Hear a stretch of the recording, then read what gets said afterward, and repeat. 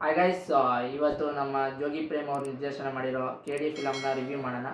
ಏನಪ್ಪ ವಿಚಾರ ಅಂತ ಹೇಳಿದ್ರೆ, ನಿನ್ನೆ ನಾನು ನೈಟ್ 10 ಗಂಟೆ ಶೋಗೆ ಹೋಗಿದ್ದು ಥಿಯೇಟ್ರಿಗೆ. ಅಲ್ಲಿ 10 ಗಂಟೆ ಶೋ ಆದರೂ ಫುಲ್ಲು ರಶ್ ಇತ್ತು. ಅದು ನನಗೆ ಫಸ್ಟು ಪ್ಲಸ್ ಪಾಯಿಂಟ್ ಅನಿಸಿದ್ದು ಮೂವಿ ಬಗ್ಗೆ. ಏನಕ್ಕೆ ಅಂತ ಹೇಳಿದ್ರೆ, ಈಗಿನ ಇದರಲ್ಲಿ 10 ಗಂಟೆ ಶೋ ಫುಲ್ಫಿಲ್ ಆಗೋದೇ ಕಷ್ಟ.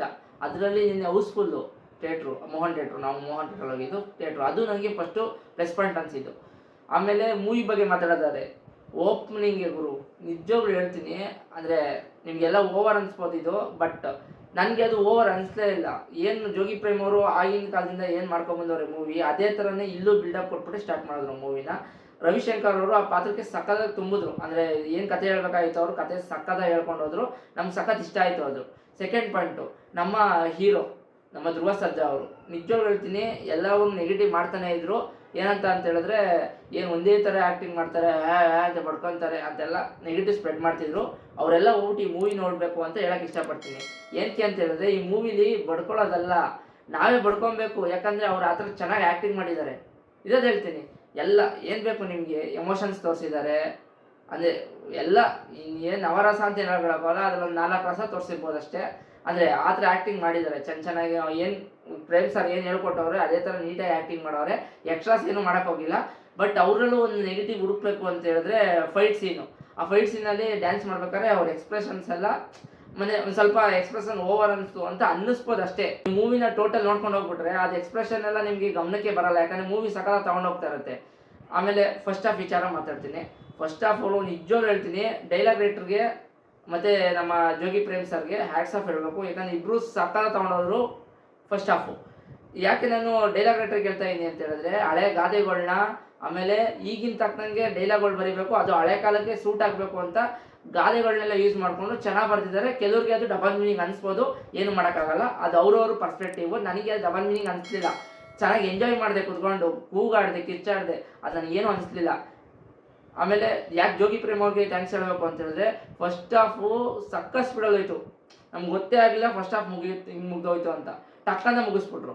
ಆಮೇಲೆ ಇಂಟರ್ಮಿಷನ್ ಬಂದಿರ್ಬೇಕಾದ್ರೆ ಎಲ್ಲರೂ ಏನು ಮಾಡ್ತಾರೆ ಅಂದರೆ, ಒಂದು ಫೈಟ್ ಹಾಕ್ಬಿಡೋಣ, ಫೈಟಲ್ಲಿ ಇದು ಮಾಡೋಣ. ಇವ್ರು ಆ ಥರ ಮಾಡಲೇ ಇಲ್ಲ. ಒಂದು ಸೀನ್ ಚೆನ್ನಾಗಿ ಕೊಟ್ಟು ಆಮೇಲೆ ಇಂಟರ್ಮಿಷನ್ ಕೊಟ್ಟರು. ಸಖತ್ ಖುಷಿ ಆಯ್ತು ಅದು. ಎಲ್ಲರೂ ಫೈಟ್ ಹಾಕೋ ಬದಲು ಈ ಥರನೂ ಮಾಡ್ಬೋದಲ್ಲ ಅಂತ ಒಳ್ಳೆ ಥಾಟ್ಫುಲ್ಲಾಗಿ ಮಾಡಿದ್ರು. ಚೆನ್ನಾಗಿ ಇಷ್ಟ ಆಯಿತು. ಅದಕ್ಕೆ ನಾನು ಜೋಗಿ ಪ್ರೇಮ್ ಅವ್ರಿಗೆ ಥ್ಯಾಂಕ್ಸ್ ಹೇಳಿದ್ದು. ಆಮೇಲೆ ಫಸ್ಟ್ ಹಾಫಲ್ಲಿ ರೇಷ್ಮಾ ನಾನಯ್ಯ ಅವರು ಸಖತ್ತು, ಎಲ್ಲ ಓವರ್ ಆ್ಯಕ್ಟಿಂಗ್ ಅಂದ್ರಪ್ಪ. ಏನಂತೀರ ಅನ್ನಿ, ಏನೂ ತೊಂದರೆ ಇಲ್ಲ. ಅಕಸ್ಮಾತ್ ನೀವು ಸಂಪತ್ತಿಗೆ ಸವಾಲ್ ಇವಾಗ ಬಂದಿದ್ರು, ಮಂಜುಳಾ ಅವ್ರಿಗೆ ಓವರ್ ಆ್ಯಕ್ಟಿಂಗೇ ಅಂತ ಇದ್ದಿದ್ದು ನೀವು ಅಲ್ವಾ? ಏನೇ ಮಾಡಿದ್ರು ನೀವು ಅವಾಗ ಹಂಗೆ ಅಂತ ಇದ್ದಿದ್ದು. ಈಗಿನ ಕಾಲದಲ್ಲಿ ಗೈಸ್, ಹಿಂಗೆ ಮೂವಿ ರಿವ್ಯೂ ಮಾಡೋ ಪರಿಸ್ಥಿತಿ ಬಂತು, ಕರೆಂಟ್ ಹೋಯ್ತು, ಅದಕ್ಕೋಸ್ಕರ. ಆಮೇಲೆ ರೇಷ್ಮಾ ನಾನಯ್ಯ ಬಗ್ಗೆ ಮಾತಾಡ್ತಾ ಇದ್ದೆ. ರೇಷ್ಮಾ ನಾನಯ್ಯ ಅಂತೂ ಸಕ್ಕದ ಆ್ಯಕ್ಟಿಂಗ್ ಮಾಡೋರು. ಹೇಳೋದಲ್ಲ ಆಗಲೇ, ಆಗಿನ ಕಾಲದಲ್ಲಿ ರೇಷ್ಮಾ ನಾನಯ್ಯವ್ರ ಥರ ಎಲ್ಲರೂ ಆ್ಯಕ್ಟಿಂಗ್ ಮಾಡವ್ರೆ, ಓವರ್ ಆ್ಯಕ್ಟಿಂಗೇ ಮಾಡವ್ರೆ. ಬಟ್ ಅವಾಗ ಯಾರು ಓವರ್ ಆ್ಯಕ್ಟಿಂಗ್ ಅನ್ನಲಿಲ್ಲ. ಈಗಿನ ಕಾಲಕ್ಕೆ ಅದು ಓವರ್ ಆ್ಯಕ್ಟಿಂಗ್ ಅನಿಸ್ಬೋದು ನಿಮ್ಮೆಲ್ಲರಿಗೂ. ನನಗೂ ಅನ್ನಿಸ್ತೇನೋ, ಒಂದು ಮೂಮೆಂಟಲ್ಲಿ ಅನ್ನಿಸ್ತು. ಬಟ್ ಲಾಸ್ಟಲ್ಲಿ ಏನು ತೊಗೊಂಡೋದ್ರಲ್ಲ, ಕತೆ ತೊಗೊಂಡೋದ್ರಲ್ಲ, ಅವಾಗ ಯಾರ್ದು ಓವರ್ ಆ್ಯಕ್ಟಿಂಗ್ ಥರ ಫೀಲೇ ಮಾಡಲ್ಲ. ಏನಕ್ಕೆ ಅಂತ ಹೇಳಿದ್ರೆ, ಅವರು ಅದೇ ಥರ ಆ್ಯಕ್ಟಿಂಗ್ ಮಾಡ್ಕೊಂಡೋದ್ರು ಎಲ್ಲರೂ. ಆಮೇಲೆ ಈ ಮೂವಿಗೆ ಇನ್ನೊಂದು ಪ್ಲೇಸ್ಮೆಂಟ್ ಏನಪ್ಪ ಅಂತ ಹೇಳಿದ್ರೆ, ಅರ್ಜುನ್ ಜನ್ಯ ಅವರು BGM ಮಾತ್ರ ಸೈಕ್ ಹಾಕೊಟ್ಟಾರೆ ಗುರು. ಎಲ್ಲರೂ ಟೀಸರು ಮತ್ತು ಟ್ರೈಲರ್ ನೋಡ್ಬಿಟ್ಟು ಒಂದೇ BGMಗೆ ಎಲ್ಲ ಏನು ಗುರು, ಒಂದು ಸಾಂಗ್ಗೆ ಒಂದೇ BGM ಹೊಡಿಯೋಬಿಟ್ಟು ಎಲ್ಲ ಸಾಂಗು ಒಂದೇ BGM ಹೊಡೆದವ್ರೆ ಅಂತ ಅಂದ್ಕೊಂಡ್ಬಿಟ್ಟಿದ್ವಿ. ಬಟ್ ಸಿನಿಮಾ ಥಿಯೇಟ್ರಲ್ಲಿ ಕುತ್ಕೊಂಡವ್ರಿಗೆ ಮಾತ್ರ ಸಾಕಾಗಿರೋ BGM ಕೊಟ್ಬಿಟ್ರು. ಬರೀ ಇಂಗ್ಲೀಷ್, ನಮ್ಗೇನು ಬರೀ ಕನ್ನಡದವಲ್ಲ, ಇಂಗ್ಲೀಷ್ ಥರ ಕೊಟ್ಟವ್ರೆ ಗುರು. ಸಖತ್ ಖುಷಿ ಆಯ್ತು ನನಗೆ. ಆ ವಿಚಾರ ಎಲ್ಲರಿಗೂ ನೆಗೆಟಿವ್ ಹೊಡೆದಿತ್ತು, ಏನು ಅರ್ಜುನ್ ಜನ್ಯ ಅವರು ಈ ಥರ ಕೊಡ್ತವ್ರೆ ಅಂತ. ಫಿಲಮ್ ನೋಡಿದ್ಮೇಲೆ ಅವ್ರಿಗೊಂದು ಹ್ಯಾಟ್ಸ್ ಆಫ್ ಹೇಳಲೇಬೇಕು. ಸಖತ್ತ BGMಸು ಮತ್ತು ಸಾಂಗ್ ಕೂಡ, ಎಲ್ಲ ಸಾಂಗ್ಸು ಮೊದಲೇ ಹಿಟ್ಟಾಗಿತ್ತು, ಇವಾಗ ಇನ್ನೂ ಹಿಟ್ಟಾಗೋಯ್ತು.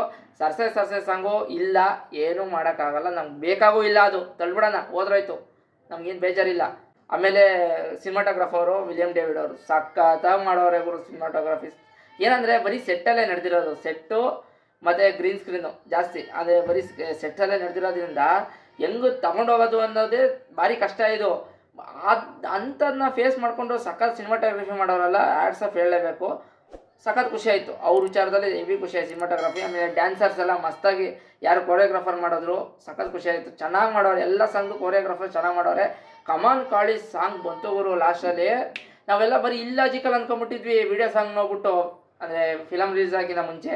ಫಿಲಮ್ ನೋಡಿದ್ಮೇಲೆ ಗೊತ್ತಾಯಿತು ಅದು ಏನಕ್ಕೆ ಸಾಂಗ್ ಬರುತ್ತೆ, ಏನಕ್ಕೆ ಬಂತು, ಯಾವ ಸಿಚುವೇಶನಲ್ಲಿ ಬಂತು, ಸಿಂಕ್ ಆಗ್ತಾಯಿತೋ ಇಲ್ವೋ ಮಸ್ತಾಗಿ ನೋಡಿ, ಎಲ್ಲ ಥಿಯೇಟ್ರಿಗೆ ಹೋಗಿ ನೋಡಿ, ಸಕ್ಕತ್ತಾಗಿ ಇಷ್ಟ ಆಗುತ್ತೆ ನಿಮ್ಗೂ. ಸೆಕೆಂಡ್ ಹಾಫ್ ಬಂತು ಗುರು. ಸೆಕೆಂಡ್ ಹಾಫ್ ಇದು 200 ಸ್ಪೀಡಲ್ಲಿ ಹೋಗ್ತಿದ್ರೆ ಇದು 300 ಸ್ಪೀಡಲ್ಲಿ ಹೋಗ್ತೈತೆ ಸೆಕೆಂಡ್ ಹಾಫು. ಇದು ಇನ್ನೂ ಸ್ಪೀಡ್ ಆಗೋಯ್ತು ಸಖತ್ತಾಗಿ. ಸಂಜಯ್ ದತ್ ಮತ್ತು ಶಿಲ್ಪಾ ಶೆಟ್ಟಿ ಅವ್ರ ಪಾತ್ರ ಸಖತ್ ಇಷ್ಟ ಆಯಿತು. ಯಾಕಂದರೆ ಅವರು ಹಿಂದಿ ಭಾಷೆಯವರಾದರೂ ಕನ್ನಡನ ಅರ್ಥ ಮಾಡಿಕೊಂಡು ಚೆನ್ನಾಗಿ ಲಿಪ್ಸಿಂಗ್ಸ್ ಎಲ್ಲ ಚೆನ್ನಾಗಿ ಮಾಡೋರೆ. ನಾನು ಅಂದ್ಕೊಂಡಿದ್ದೆ ಏನೋ ಲಿಪ್ಸಿಂಗ್ ಎಲ್ಲ ಚೆನ್ನಾಗಿರಲ್ಲ ಅಂತ, ಲಿಪ್ಸಿಂಗ್ಸ್ ಎಲ್ಲ ಚೆನ್ನಾಗಿ ಮಾಡೋರೆ, ಸಖತ್ ಖುಷಿ ಆಯಿತು. ಶಿಲ್ಪಾ ಶೆಟ್ಟಿ ಅವರಂತೂ ಸಖತ್ ಮಾಡೋರೆ. ಅವ್ರದ್ದು ಪಾರ್ಟ್ 2 ಅಲ್ಲಿ ಇನ್ನೂ ಜಾಸ್ತಿ ತೋರಿಸ್ಬೋದು ಅಂತ ಅಂದ್ಕೊಂಡಿದ್ದೀನಿ. ಸೆಕೆಂಡ್ ಹಾಫಲ್ಲಿ ನಮ್ಮ ಧ್ರುವ ಸರ್ ಅಂತೂ ಸಕ್ಕದ ಆ್ಯಕ್ಟಿಂಗ್ ಮಾಡೋರು. ಆ ಥರ ಫೈಟ್ ನಾನು ಎಕ್ಸ್ಪೆಕ್ಟೇ ಮಾಡಿರಲಿಲ್ಲ. ಆಮೇಲೆ ಎಲ್ಲರೂ ಹೇಳ್ತಿದ್ರು, ಯಾವನೊಬ್ಬ ಬಂದು ಮೀಡಿಯಾದಲ್ಲಿ ಹೇಳ್ದ ಲಾಸ್ಟಲ್ಲಿ 500 ಜನ ಕೊಡ್ಬಿಟ್ರು, ಯಾವನಾರ ವ್ಯಕ್ತಿ ಹೊಡಿಯೋಕ್ಕೆ ಸಾಧ್ಯನಾ 500 ಜನಕ್ಕೆ ಅಂತ ಕ್ವಶನ್ ಮಾಡಿದ್ರು. ಅಂಥವ್ರಿಗೆಲ್ಲ ಹೇಳ್ತೀನಿ, ಸಿನಿಮಾ ಥರ ನೋಡಿ. ನಿಮ್ಮ ಥರ ಲಾಜಿಕ್ ಇಲ್ಲ. ನೀವು ಯಾವುದೇ ಫಿಲಮ್ ನೋಡೋಕೆ ಲಾಜಿಕ್ ಎಲ್ಲ ಇದು ಗುರು. ಲಾಜಿಕ್ ಯಾವ ಫಿಲಮಲ್ಲಿ ಹುಡ್ಕಕ್ಕೆ ಹೋಗ್ಬಾರ್ದು. ಈ ಫಿಲಮು ಹುಡ್ಕಕ್ಕೆ ಹೋಗೋದು ಬೇಡ. ಹೊಡೆದವ್ರೆ ಅಂದರೆ ಚೆನ್ನಾಗಿ ತೆಗ್ದವ್ರೆ, ಚೆನ್ನಾಗಿ ಬಂದೈತೆ ಮೂವಿ ಅಂತ ಅಪ್ರಿಷಿಯೇಟ್ ಮಾಡೋಣ. ಅದ್ರ ಬಿಟ್ಟು ನೆಗೆಟಿವ್ ಸ್ಪ್ರೆಡ್ ಮಾಡಿ ಸಾಯೋದು ಬೇಡ. ಆಮೇಲೆ ಕ್ಲೈಮ್ಯಾಕ್ಸ್ ಬಗ್ಗೆ ಮಾತಾಡೋಕ್ಕೆ ಹೋಗಲ್ಲ, ಎಲ್ಲ ಸಿನಿಮಾ ಥಿಯೇಟ್ರಲ್ಲೇ ನೋಡಿ. ಸುದೀಪ್ ಸರ್ ಅಂತೂ ಸಖತ್ತಾಗಿ ಕಾಣ್ತವ್ರೆ. ಇನ್ನೇನು ಹೇಳಲಿ, ಅಷ್ಟೇ, ಇನ್ನೇನು ಹೇಳೋಕ್ಕಾಗಲ್ಲ. ಖುಷಿ ಆಯಿತು, ತುಂಬ ಖುಷಿ ಆಯಿತು ನನಗೆ ಈ ಮೂವಿ ನೋಡಿ, ಸಖತ್ ಖುಷಿ ಆಯಿತು. ಗೈಸ್, ನಿಮ್ಗೆ ಏನು ಅನಿಸ್ತು ಮೂವಿ ನೋಡಿದ್ಮೇಲೆ ಅಂತ ಕಮೆಂಟ್ ಹಾಕೋದು ಮಾತ್ರ ಮರಿಬೇಡಿ. ಬಾಯ್, ಸಿಗ್ತೀನಿ.